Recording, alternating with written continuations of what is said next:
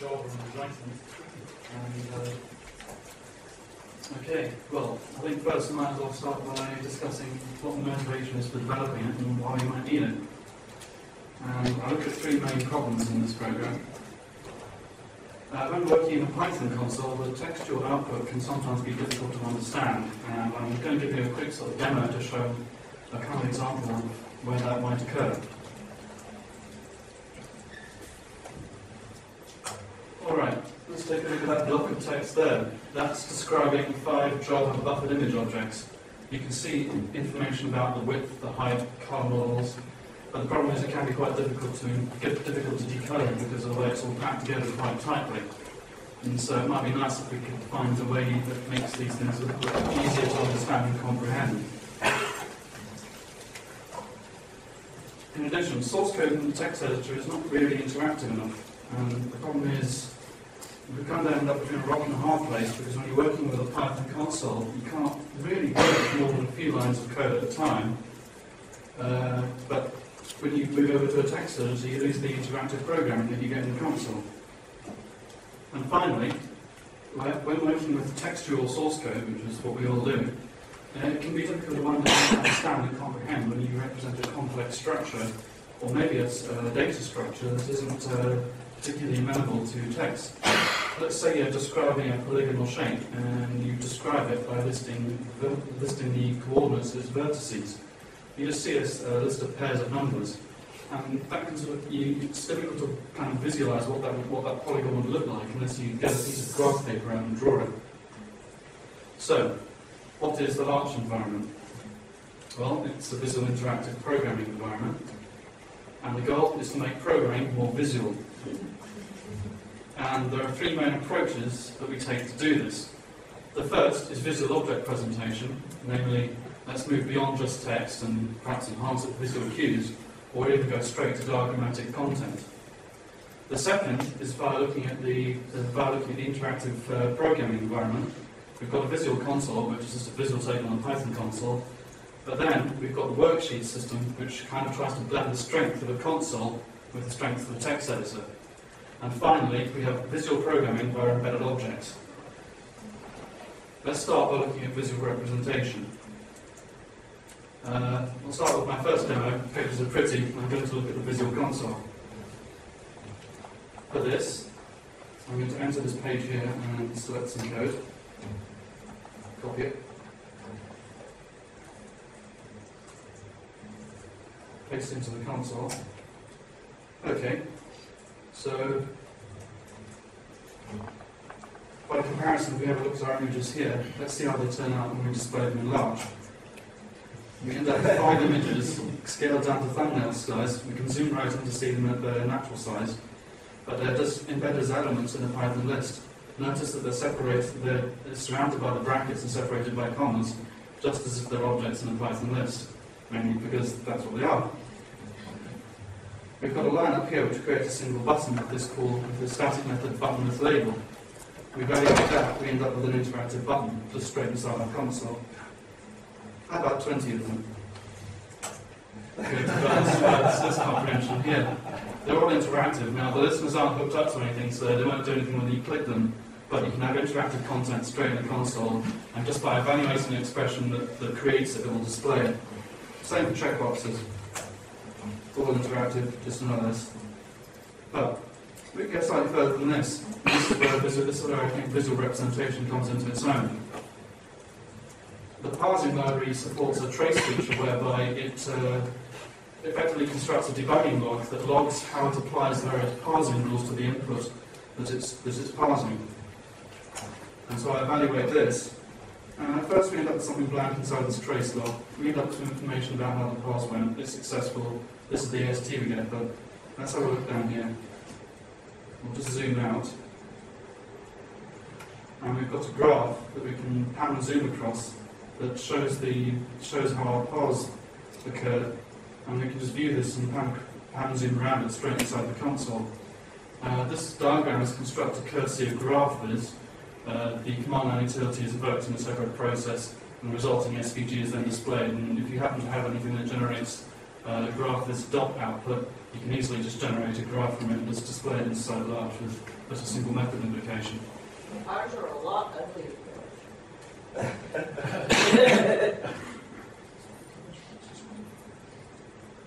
So what set of parts are you off? What did you pass? Okay, I have to admit my parse library it simply works. It's neither fast nor efficient. It's parsing these 3 characters here.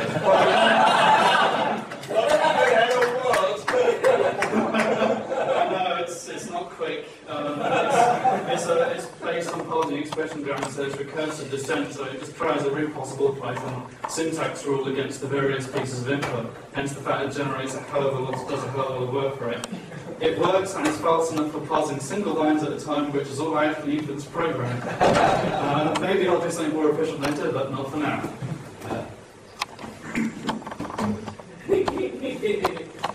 Okay, so what design patterns do people commonly use, or do most of us commonly use when we're developing GUI apps? Anyone? Anyone think of a design pattern is very commonly used for developing GUI applications? Yeah, exactly, model view controller. There are 3 parts to it: the model view and controller. The model is your data model. The view presents it to the user. The controller takes user input and changes the model in response.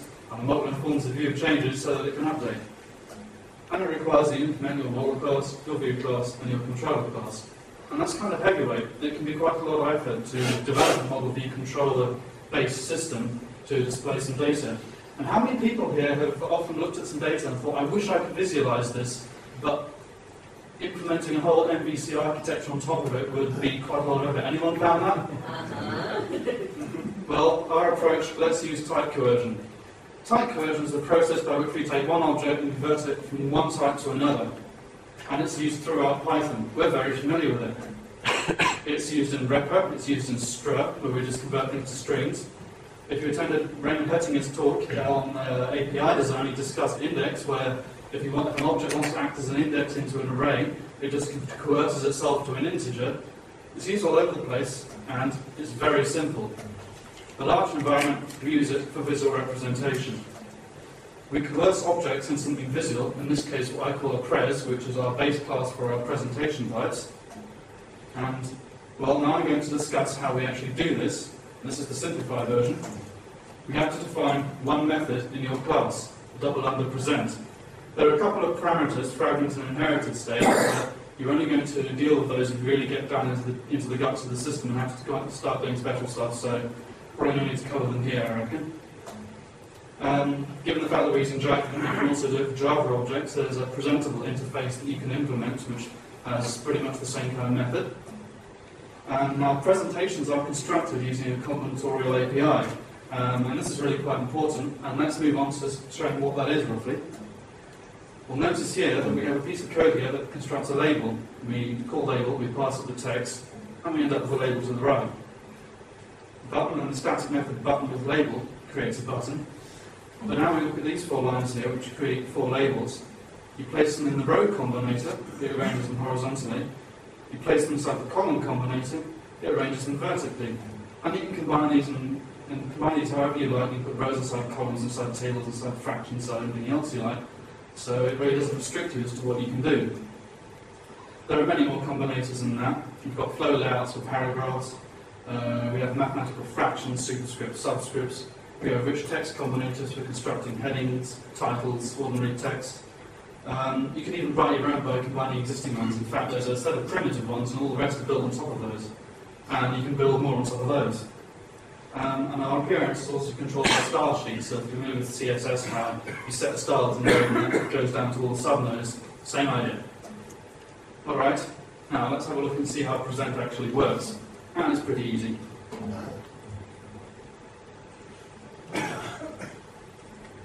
Once again, let's copy some code.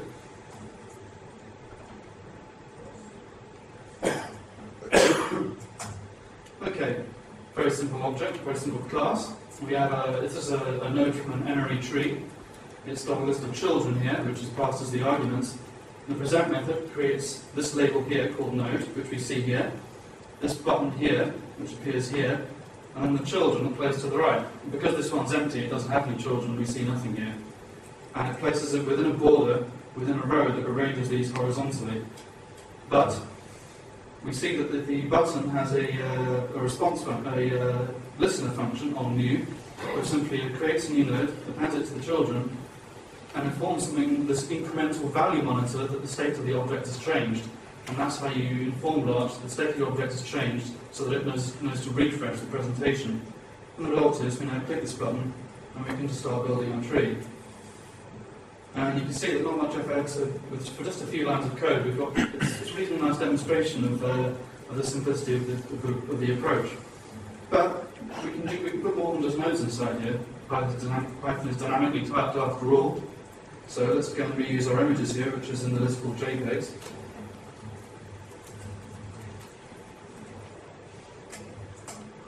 We now end up with a node containing our images. I actually got it slightly wrong. Whoops. Should have started there. That's better. And we can see now that it's displaying the images instead of tree nodes. But it's probably worth looking at the code, because this shows a slightly interesting aspect of our system.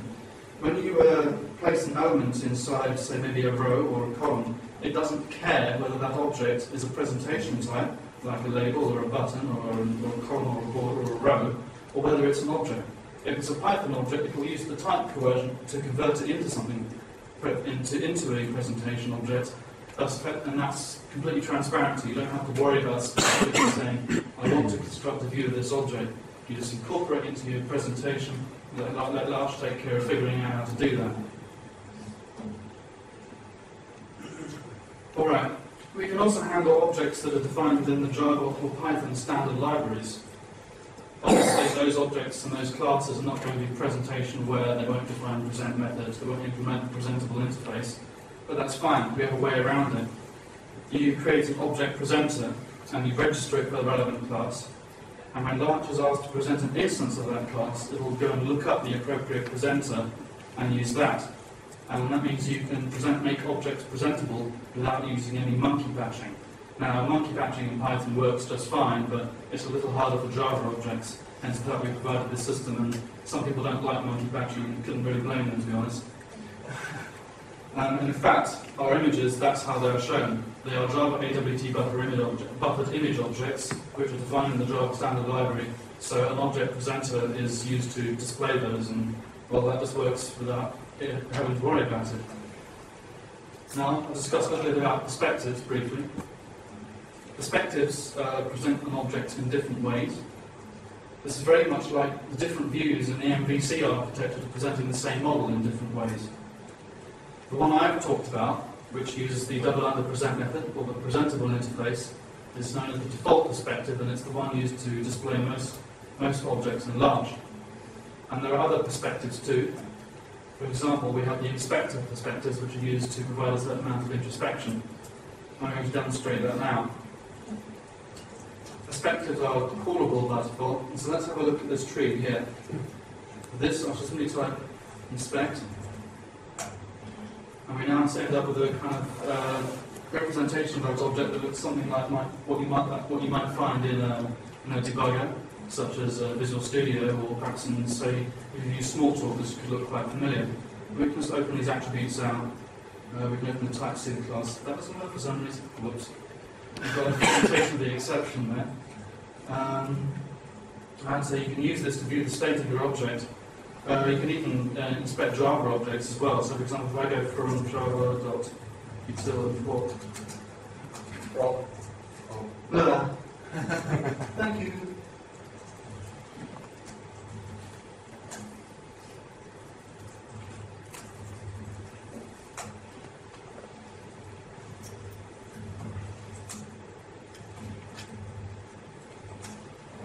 So now that we're just inspecting the Java hash map, we can find out what that looks like as well. So we've got like a sort of inbuilt little debugging utilities.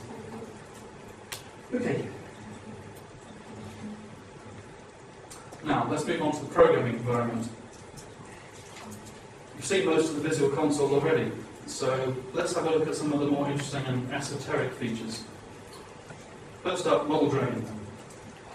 Everything in Larch is an object being presented via type conversion. Everything you've seen so far, that's how it all works, all the way down. The home page, projects, the console itself. This console is just a series of code blocks being represented. This is the home page, and this is another object being presented. Same for these projects. But what if we want to manipulate an object that we can see? I can see that. What is it? Let's play with it. Well, we just control or drag it. Let's see what that looks like. So we'll go back to our, we'll bring our console back up. Oops.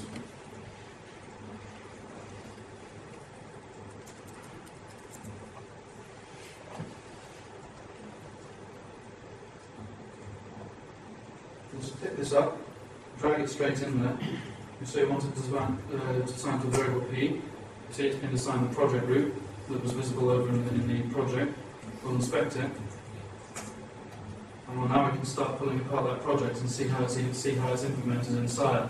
So anything you can see, you can start pulling apart.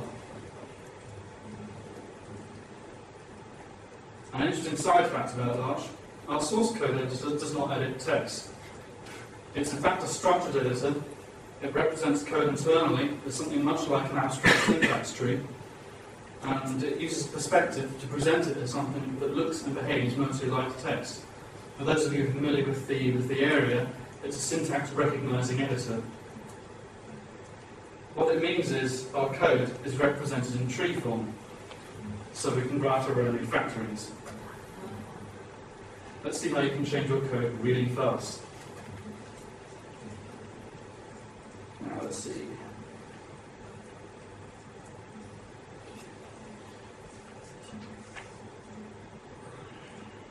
First we need some functions that are going to perform the refactorings. Copy that. Paste it into a new console. Okay. Now we're going to have a look at the code that we want to refactor. And this is a nice big old module. Let's find the class I'm interested in. It's down here somewhere. Here it is. Once again, we're going to use our nice little model dragging trick. We're just going to pick the class up, drop it into the console, put that in C. Now, we've got two interesting functions here. One's called refactor method, one's called getClass methods.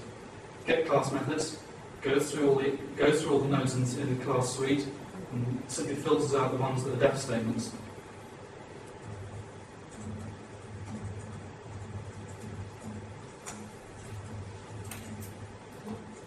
We can see that it's pulled 101 of them out.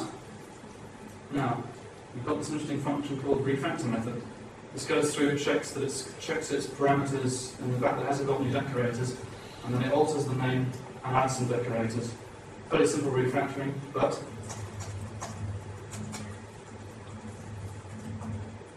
now when I execute this, pay close attention to the class on the left. Immediately refactored. And using Python code, using your own code, you can just walk the tree, edit the contents, and you can just put any object you like into the console, modify the data model, change it, and then save the results.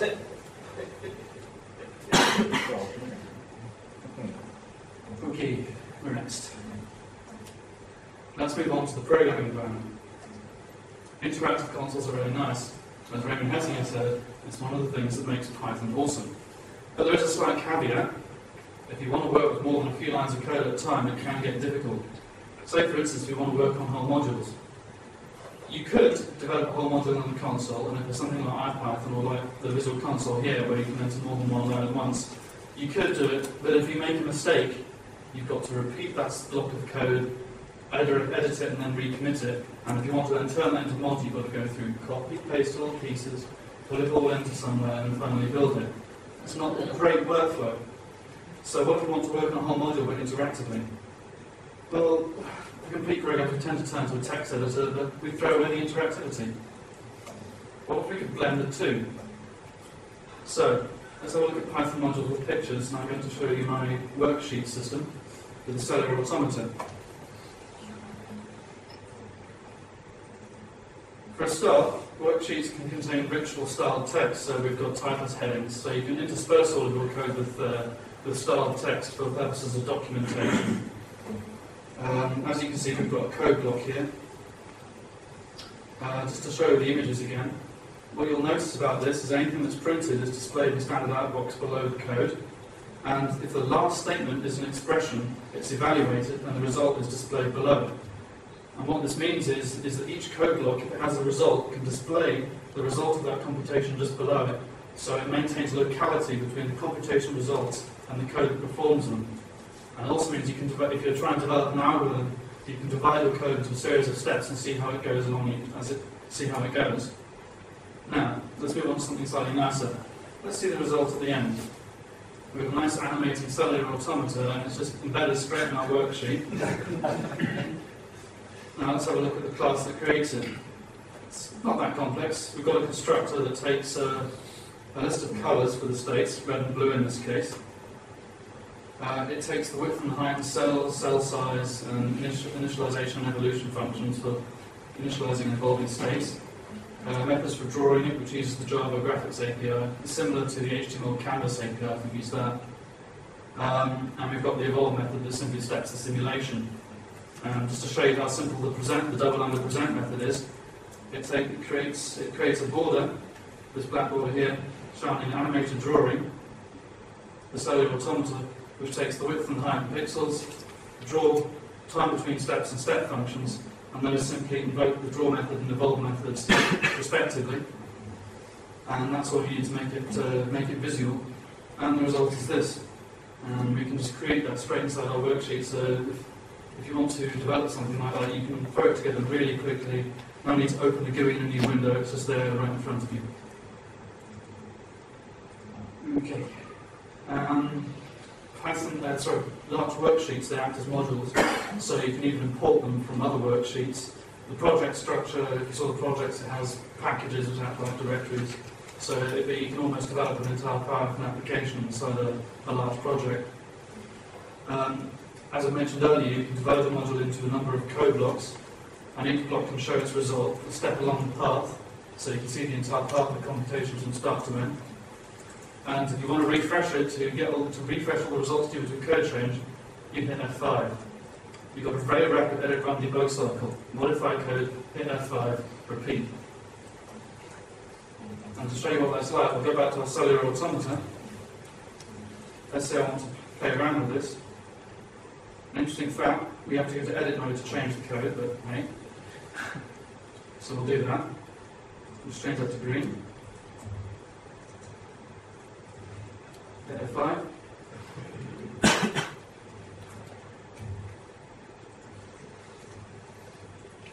Edit the code, hit F5, done. Okay, now let's move on to visual programming.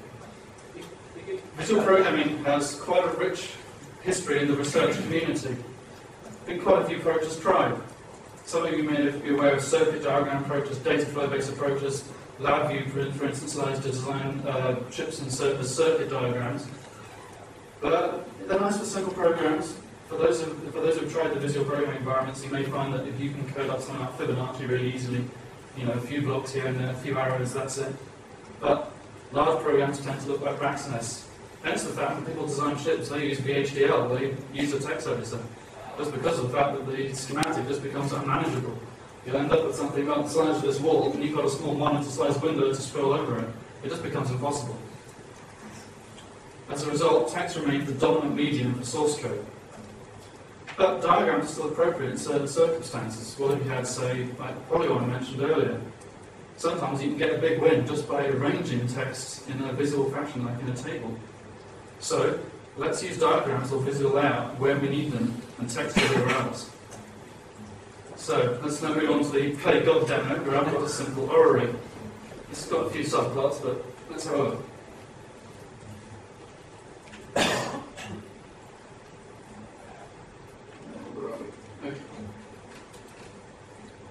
We'll have a look at the code in textual form first. Look at our orrery. We've got the various bodies in the solar system here, all proceeding nicely. It's simulating Newton's laws of gravitation. It's got an RK4 integrator. Okay, so we're instantiating the body class here to create each of our bodies. We've got the mass, we've got the orbital radius, orbital velocity, and colour. And then we create our orrery from a list of those bodies. Now we've got various physical constants. Oh yeah, notice that our mathematical fractions are displayed vertically here, and then more forward slash characters.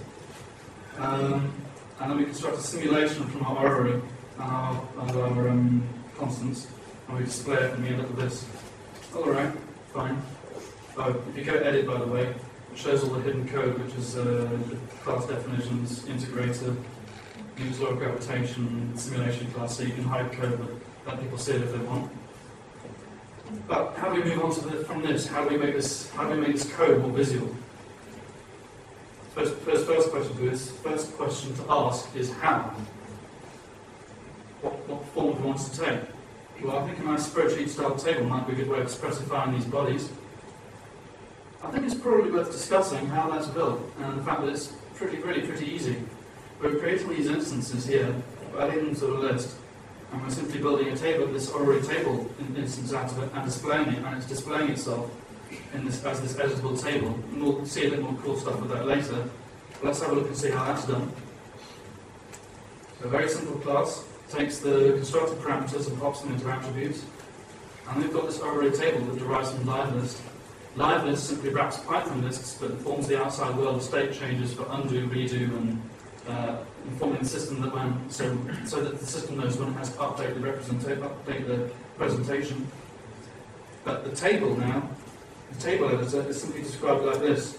You describe the 5 columns, where we specify the name of the column, the name of the attribute it has to put its data from, and the conversion functions and default values.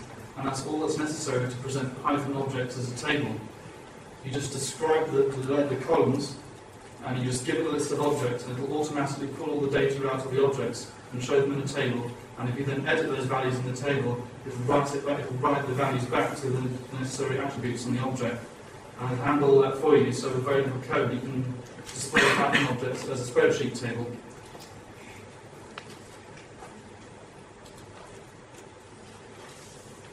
But what would be nice if we could use that inside our code. Well, let's see. We can. I'm just going to create a new window in 1 second. I told you about the control drag trick earlier. We're going to delete all this, and we're going to hold Control Alt, drag it over. We have just a table just embedded in the middle of textual source code. Now, let's have a look at editing. I wonder what would happen if we doubled the masses of all the bodies in the solar system. Let's find out. This is playing God. So, I've got Microsoft Excel here. Why don't we just select all this, copy, paste.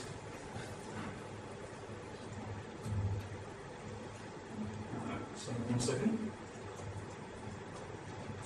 Just copy to and paste it in the Word file.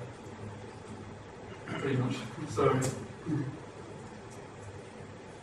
we've got a masses double. We'll copy that, paste that back in. Okay, that's integration error. That's simulation gone screwy. But we'll refresh that and restart it, and you'll see in the elliptical orbits. So now you just have data embedded inside a spreadsheet table that's editable, and you can transfer it to Excel now. And this is just sitting in the middle of your source code, and it's completely interactive.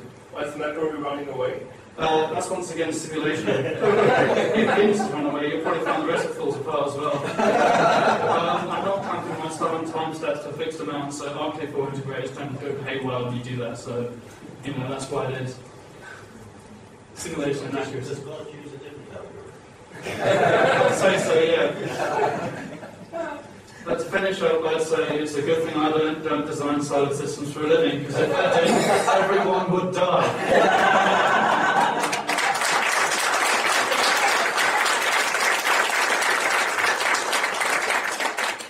Alright, next demo, drawings inside in the middle of some code. Polygon example. I mentioned earlier that if you have a polygon and you display the coordinates as vertices, it's not a terribly nice way of representing it. Okay.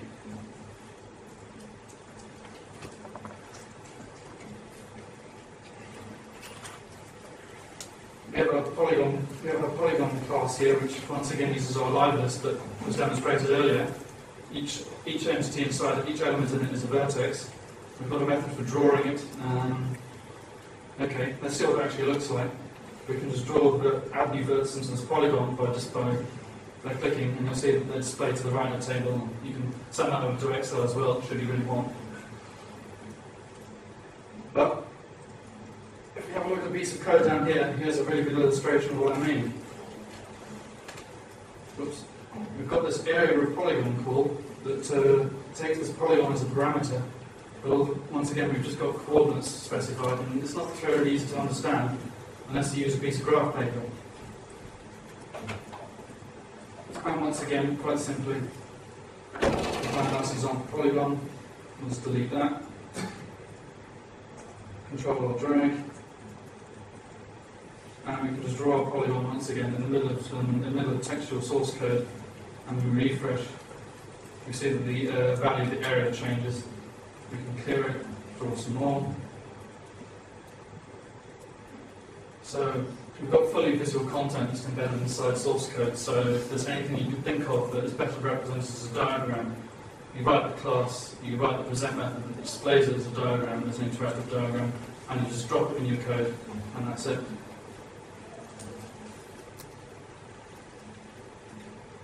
Now, this is implemented as embedded objects, so effectively all it is just a reference to an object that's been instantiated, and they can use a protocol to customize their behavior. You define a method called pyeval, and it acts a bit like an expression. So imagine that pyeval method is being called, and the result returned is going to take the place of the object when the code executes. That's the best way of explaining it. You can also define a pyeval model, which returns an abstract syntax tree, so you can do AST building or AST manipulation. Similarly, there is an exec model where they act like a statement. So very similar to the exec and eval functions in Python. So, abstract syntax tree generation. Anyone know what that sounds like? Anyone think of another language which uses that to get enormous power? Yes. Yes. Yeah, Python also. Yeah, I think so.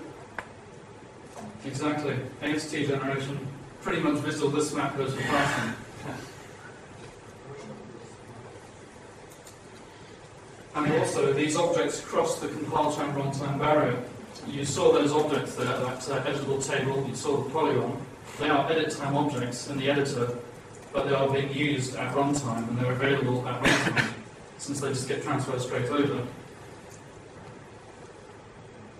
But also, at runtime, they can even modify the compile time objects, so you've pretty much got no difference between compile time and runtime, or rather, edit time and runtime. And now let's see what we can do with this, with a demo of an LZW compressor.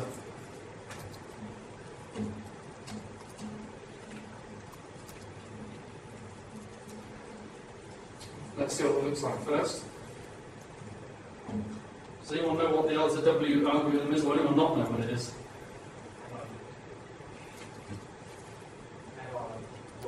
Okay. Yeah. So it's designed. It's used the algorithm used in GIF, in the GIF image file format. And typically, with any compression algorithm, we have an input. But just for fun, we could have our input looking like this set of figures here.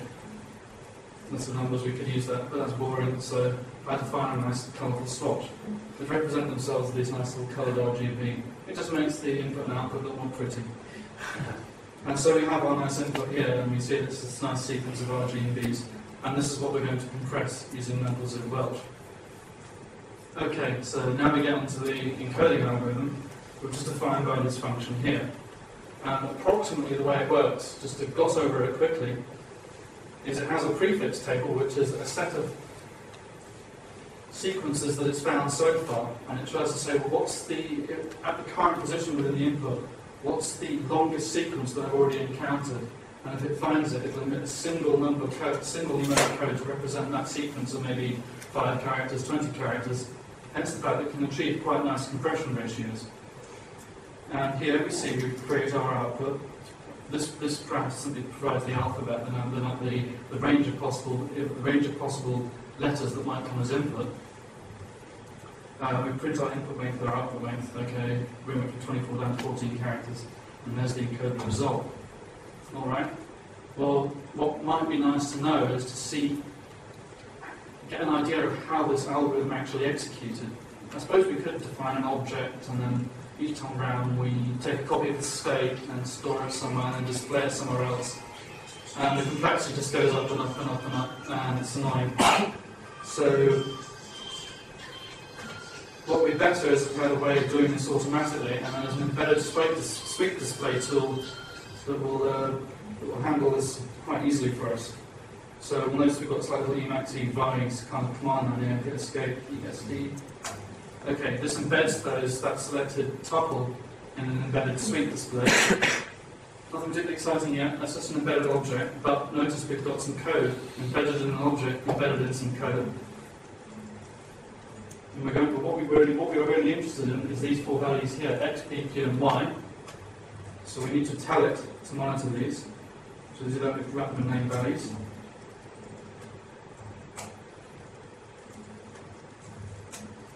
Alright, now I re-execute. And I go to a table, and now it's gathered all of each iteration around the loop.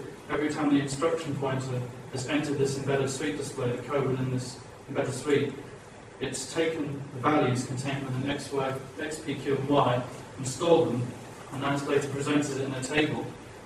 So I think what's interesting about this is we've got an edit time object, the embedded sweep display, which is edit sort of compile time. We've got values that it's gathering at runtime.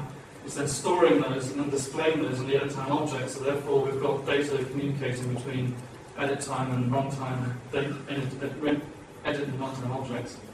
But more importantly, this provides us a very easy to use tool to see how to log and see how an algorithm is performed and executed during its execution. And you can do that with just a few clicks and a few key presses. Okay, now I'll move on to, we'll finish up with my conclusions. Let's start the visual object presentation by type coercion. It encourages a functional approach to UI composition.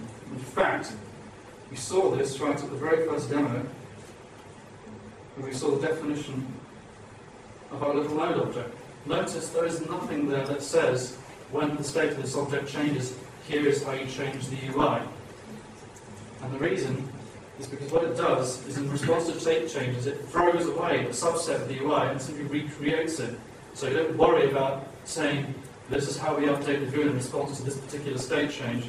We just take the relevant piece, chuck it out, and rebuild it. So you just write a single function that goes from data to presentation, and let Large take care of invoking that at appropriate times.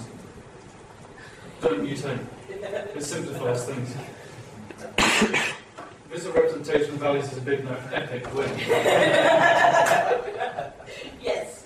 Even if you only use visual cues, I mean, I've had simple little algorithms where I've just had what could be done as textual output in a console, but I've just surrounded it in a little border, and just the presence of those visual cues allows your mind to very rapidly get a much better idea of what's going on than if you just have text and then match up brackets or have it insert tab characters, indent things to describe structure. Now let's talk about the Visual Console worksheets. The worksheets expand on the rapid edit run cycle of the console, and they allow for the rapid development of visual interactive applications. A single expression is all that's required to create GUI elements. No need to create a window, pack them in, show it. You just evaluate the expression that creates the elements, and they're just displayed, and you can combine them, and so you can create some quite nice GUI applications that just display beneath the code inside the worksheet, and it just makes it a lot easier to construct GUI applications. And the visual programming by embedded objects. It's visual programming where you need it rather than everywhere, in contrast to prior techniques. And it allows you to visually extend the syntax of the language, and there's no need to alter the compiler or the parsers to do that, because it's just embedded object references. And it's references to objects that you can implement yourself. The embedded object references can cross the compile time runtime barrier, so you end up with Lisp-y and small-talky kind of functionality in Python.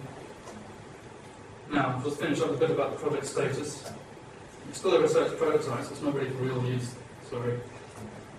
But as for to-dos, documentation, bug fixes, and quite a lot else, but to give you an idea of what the documentation will look like, in contrast to maybe a web page or a Word document, I would envisage the documentation look like something like this. Here you have, it's just a description of a small subset of the presentation API. It shows the code, but this code is being executed to create this here.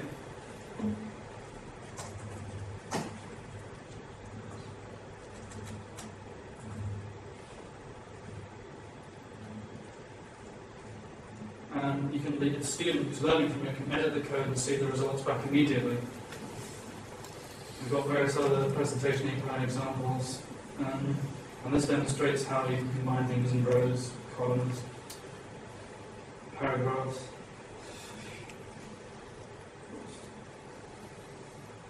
Tables. So there you go. I imagine I intend to make the documentation look like that, so you don't have to see code and trust that it works. The code that you see there is what's being executed to create the results that you see below. I'd like to move on to some acknowledgements. I'd like to thank my academic supervisory team at the University of Stanford, my primary supervisor Dr. Richard Kenaway, and my secondary supervisor Professor Andy Day. I'd also like to give great shouts out to the Geoffrey team. Working in the lab would have been damn difficult without Geoffrey. How much time have I got left? 50 minutes. 15. I'll tell you what, there's a couple more demos I can show, but let's move on to some questions, and I'll put those at the end if there's time.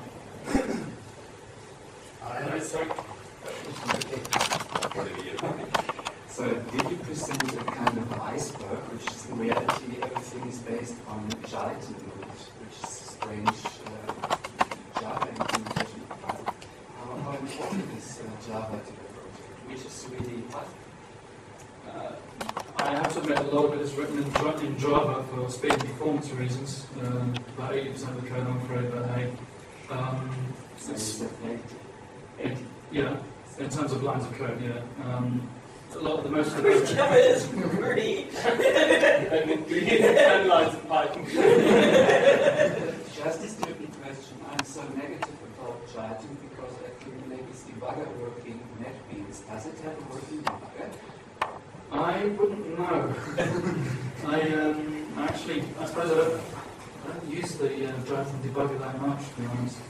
I tend to get by with what I've got. I think I use Eclipse in my Java code, which doesn't use the debugger at all.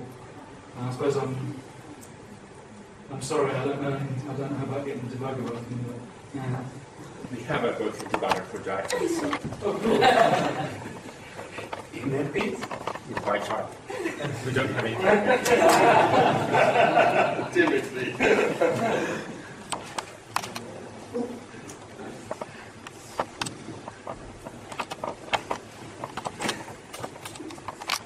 So it seems pretty apparent that you're fluent with several different programming languages. So you could have implemented this with other languages. What was the reason for picking Python? I think Python's a nice language. It's very flexible. Allows to get stuff done. There's enough done in Python that I think would be difficult in other languages. I tended to write stuff in Python first and then translate it to Java when I felt performance merited it. As for other languages, what other languages could I use? I suppose some of the dynamic features in C# possibly, I don't know. I think also, the project started out as a pure Python project on CPython. It was originally written on that and it used GTK and Cairo for the rendering. But the problem is, to give you an idea, I had that module of source code that I did the refactoring example on my CPython version. I imported it in, it took 15 seconds to display it, and about 250 megabytes of RAM. Okay, so my data structure is probably not optimal, but that combined with the speed, with the bad performance, is what sort of pushed me to go the Java route. But that's the rough rationale. Have I answered your question? Yeah.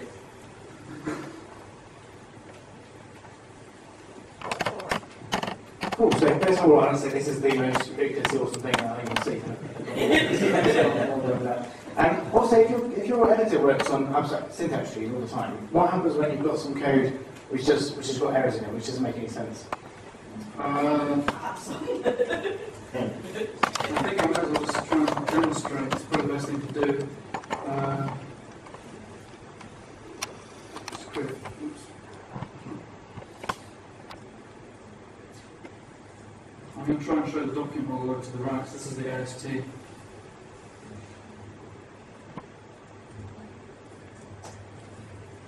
You'll notice that when it's unparsable, it maintains the line as an unparsed AST node up there, and as it goes to something correct. So it doesn't stop it passing the rest of the whole rest of your page, you just look at X amount. Exactly. It doesn't store it as a Python AST. It's known as a concoction type AST. And this is one of the problems with writing a syntax recognizing editor, I'm afraid. You can't reuse an existing AST because you have to have representations for when the code is in an incorrect state. So that's how it handles that.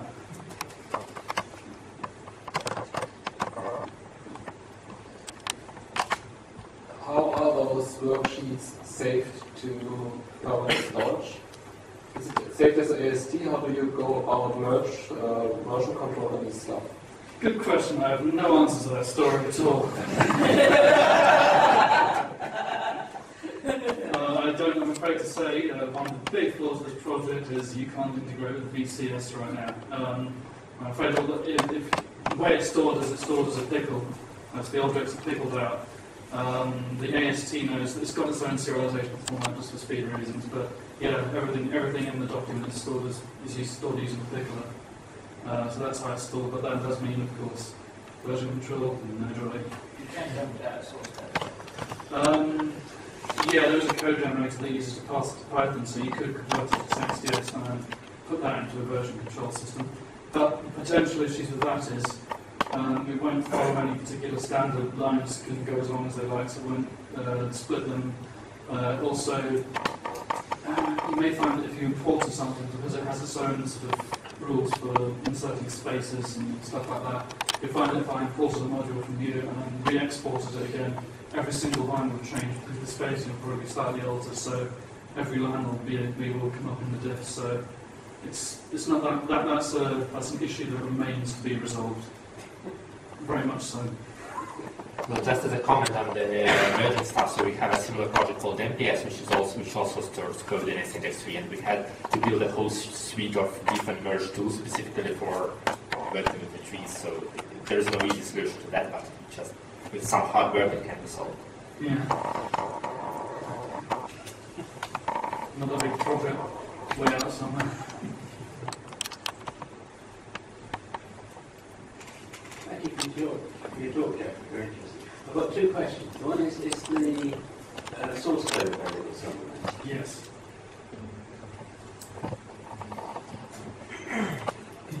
Excellent. And the second is the visual latency environment sort of reminds me a bit of Firebird. Would you like to say something about that? Oh boy. I'd have to see Firebird because I haven't tried it. Sorry. So I have a point of reference for comparison. You have to show me that and see, so I can see what you mean. Okay.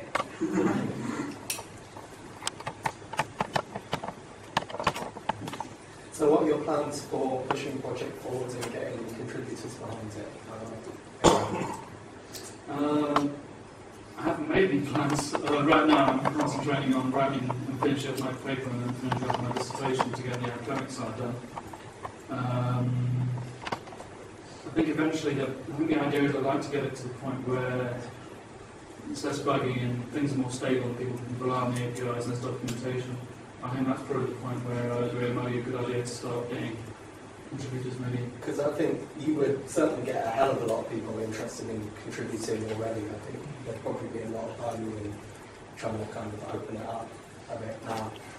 Because it looks awesome. I'm sure everybody here really gets really good. Thank you. Yeah, I'll follow up on the contributor side. The other side of it, which is what I asked about the code, is that lots of people have lots of reasons for doing things without syntax trees.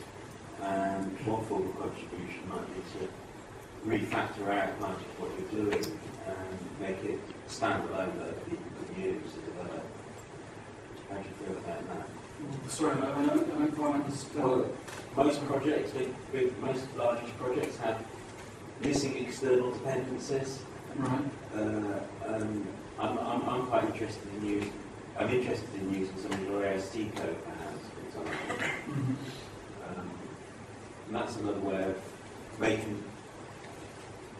That's all. So you'd like to take my AST representation and use it for different projects? Yeah. Let's see why that's not possible. It can be done, yeah. If you're talking about AST manipulation, I suppose it's certainly doable, but okay, sure, yeah, it can be done. I don't see a problem with that. With factoring that out, we have to decide, of course, whether it's actually suitable for your project. You know what I mean? If it doesn't provide anything more over the existing Python AST module, that's the only thing I'd say. Yeah. Okay.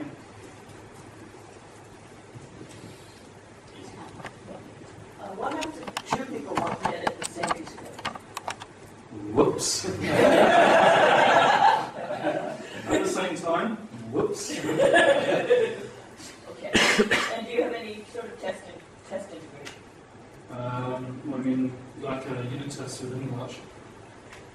To-do list, I think. I think I've got some ideas for making some cool visual interfaces around this. But that's something that would take a bit of a while to develop, a bit of a while to plan. But I've got some ideas that would be quite nice, but that's something up in the future as well. It's to-dos. It's wonderful, Jeff. It's really, really fun.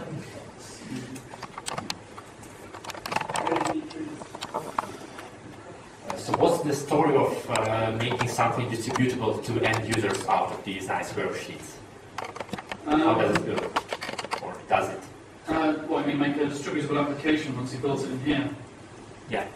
I'm going to say to-do list again. Okay. But I think this is something I suppose quite a few people might be used, because I think I've heard quite a few people who act as consultants who had to throw together GUIs, and they could throw it together in this and then just click a button to throw it out some kind of application that starts immediately. That could be helpful. But it's an idea that's in the back of my mind. I think like most of us, there are lots of ideas in the back of our minds. It depends on what we get to and when we get to them. So sorry I haven't got much more than that on that particular topic, but yeah, I'd like to do it because I think it would be useful.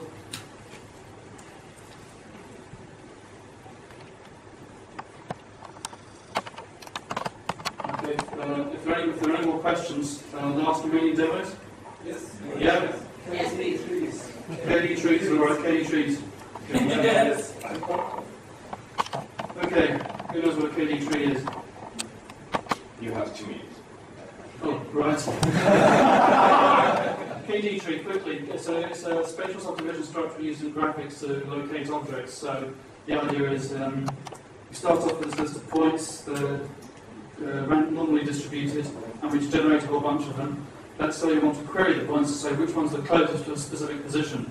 You could go through and compare the whole lot, but that means it's all array and it's wasteful.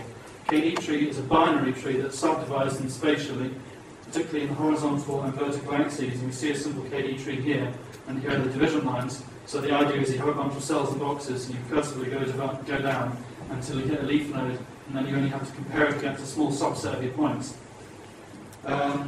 This is the construct of the KD tree node. It recursively subdivides the points. Here we see an embedded sweep display, which contains the recursive invocation. But take a look at this little interesting thing here. Anyone know what an activation tree is? It's a log of when you've got a recursive invocation. The idea is this node here has 2 recursive sub-invocations in here, and this one has a recursive sub-invocation here. And if we click this, it's gathered enough information to show us how the recursive algorithm proceeded. So you can get an idea of how recursion proceeded, and that's built into the embedded sweep display, which is the same tool used to grab information out of the LCW compressor, so it'll help you understand your recursive algorithms as well. So that's KD tree demo. Unfortunately. And then we